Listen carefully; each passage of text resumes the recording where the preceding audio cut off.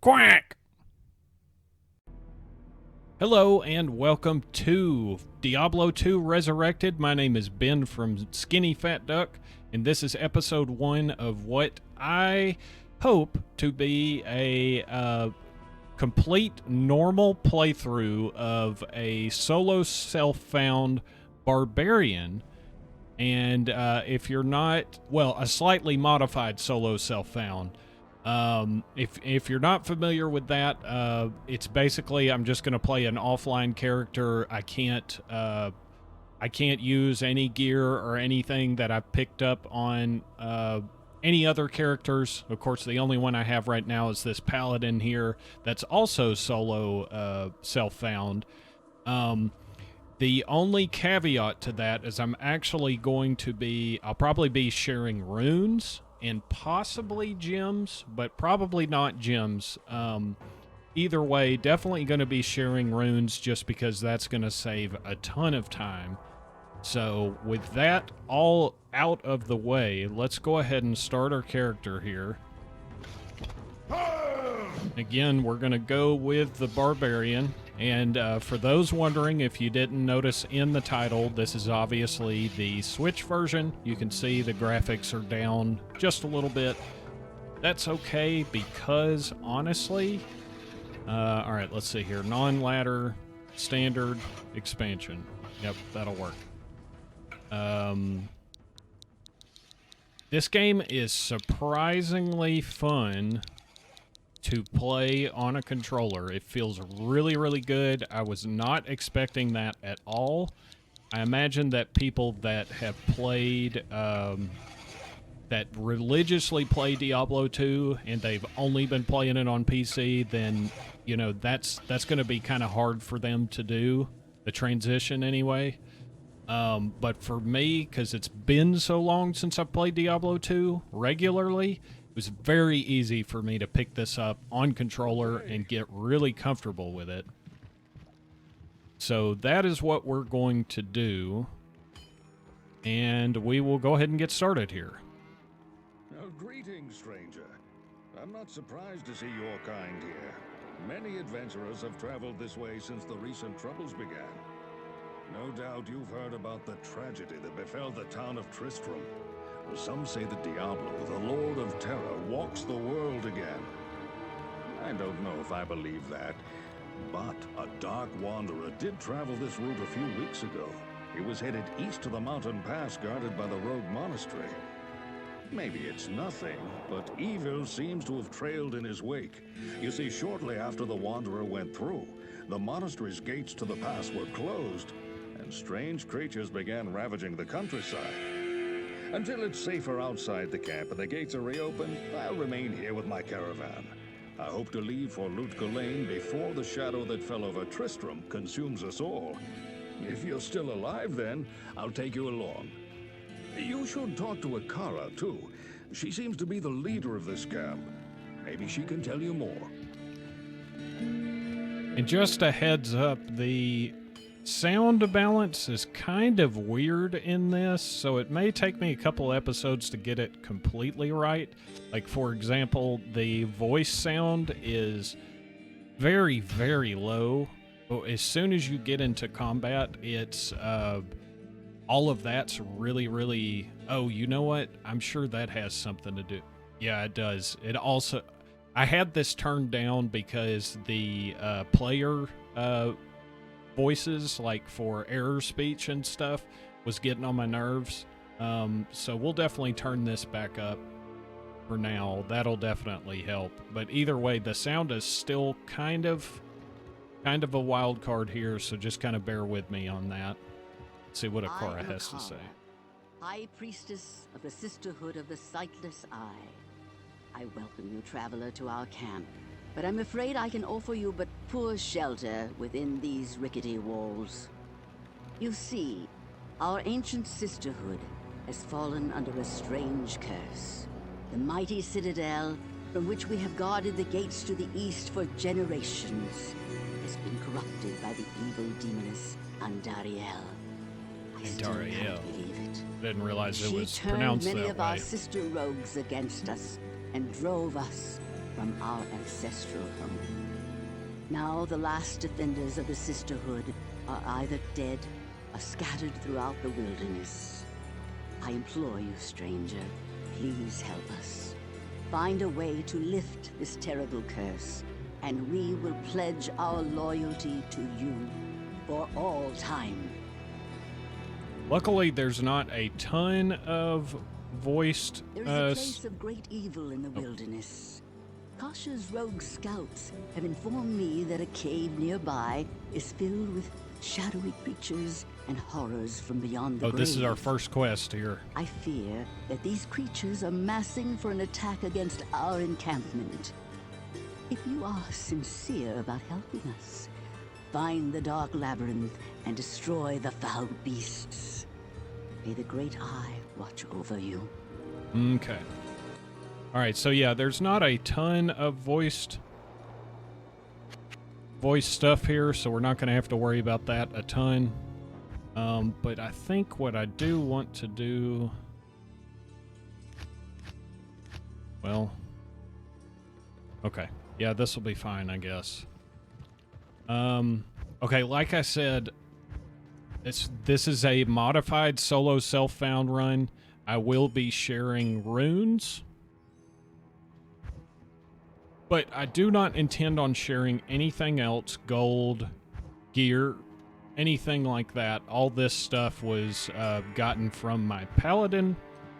So I'm just going to leave all that alone with the exception of runes. Anything I get, or I'm going to have to get everything, basically. So let's just go ahead and head out here.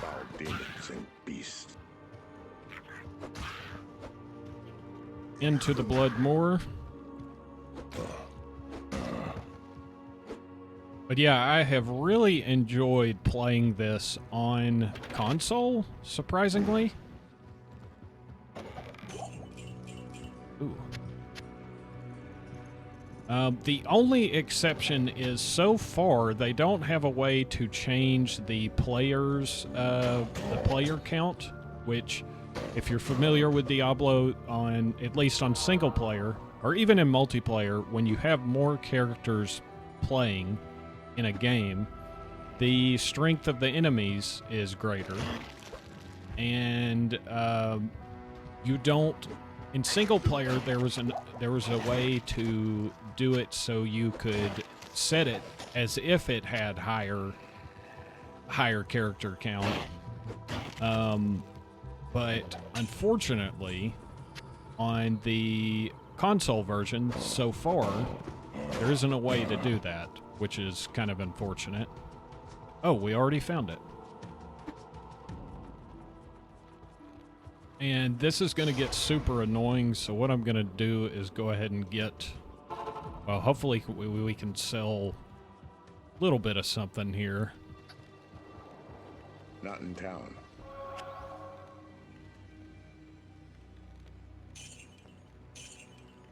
One sold for a decent amount.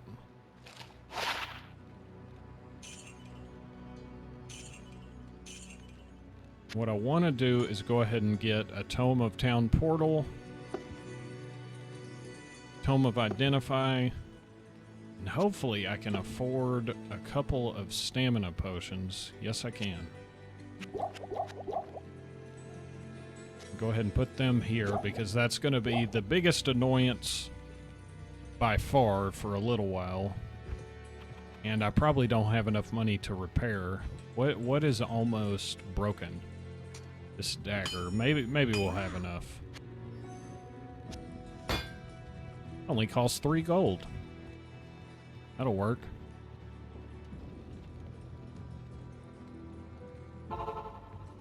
Alright, and like I said, the plan right now is... Oh yes, many foes. The plan right now is to just do normal, because especially as a barbarian, he is easily one of the weakest characters in the game, at least starting out. And when you're playing solo self-found, unless you're extremely lucky, even normal can kind of be a challenge in some areas. So I'm not gonna claim that I'm going to do an entire playthrough of all 3 difficulties, simply because it's not gonna be realistic. Ooh, 15% extra gold, I'll take that, and 5 poison damage. All right, we did level up, so let's go ahead and do that. And we'll go ahead and get our first skill. I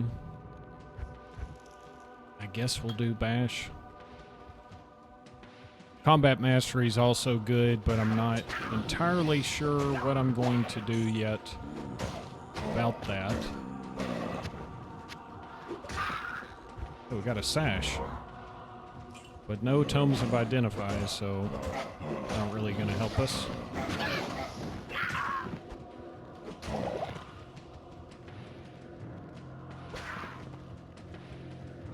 Guess I can take that mana potion just to sell.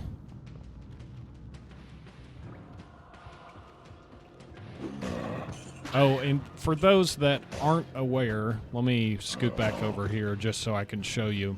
Obviously, Diablo II Resurrected is a remake of the 20-year-old game of the same name, basically. And it has a really cool feature where you can go back to the legacy graphics, which I think is fantastic. Like, that is amazing. And you can just kind of swap on the fly, and I think that's really, really cool. Overall, like I said, I have a couple of gripes about some of the console-specific stuff that'll hopefully be patched at some point. But right now, it is what it is. Let's see. Ash of Thorns, that'll work. But yeah, overall, being able to play this on the couch, and all that stuff is pretty freaking amazing. I'm definitely not complaining. Auto gold pickup obviously is cool. And for those that weren't alive or weren't around 20 years ago, obviously you couldn't do that in the original game, so it's kind of a big deal. And you can turn it off if you'd rather not do it. So that's fine also. And let's see. I guess I'm probably going to put a point in all 3 of these. But I hate to waste the points. But for the sake of not really, I guess we'll go ahead and get Howl. And that way I can, let's see, let's go ahead. We got to put it on the bar. And it's obviously a little on controller. It takes some, especially with the inventory management and stuff, it takes a little additional time to sort through everything, but I think the trade-off is worth it. Being able to play it on the go and all that. Ooh, he's almost in trouble right there.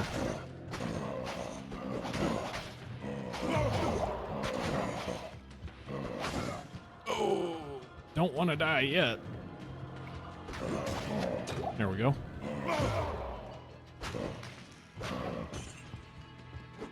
Glad I picked up Hal. Actually came in handy. All of our stuff is broken. That's okay. Should be getting close to completing this. Nice little chipped ruby.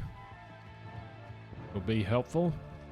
And yeah, I think I'm going to stick to my guns as far as using gems and stuff. Like I said, I'm not going to share those across characters. So I'll stick with whatever the barbarian gets. That's what he'll use. And we'll just stick to runes. Because if you haven't rune farmed in this game, it's not... I mean, it's kind of fun, but at the same time, it's very time-consuming, and I just don't... it's not going to be a good fit for an episodic deal, just to have a bunch of grinding in here.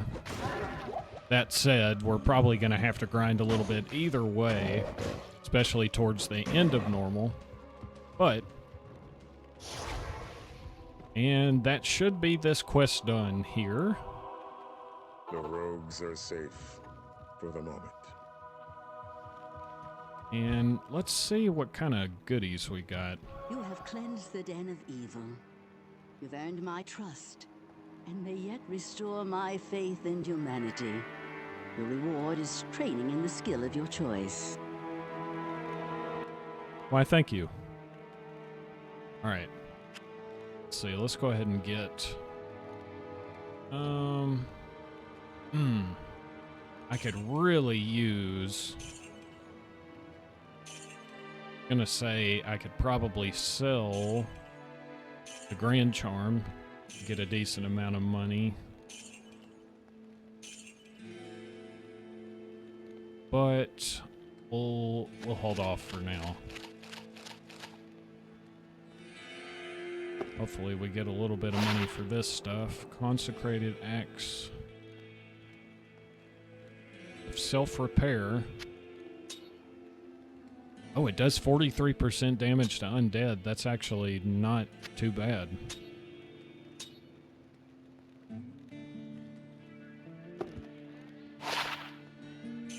These aren't worth much of anything. That's okay. Go ahead and put some more potions. For some reason, when you buy potions, they don't go automatically, or stamina potions, they don't automatically go to your belt. You kind of have to pick them up that way, but that's okay.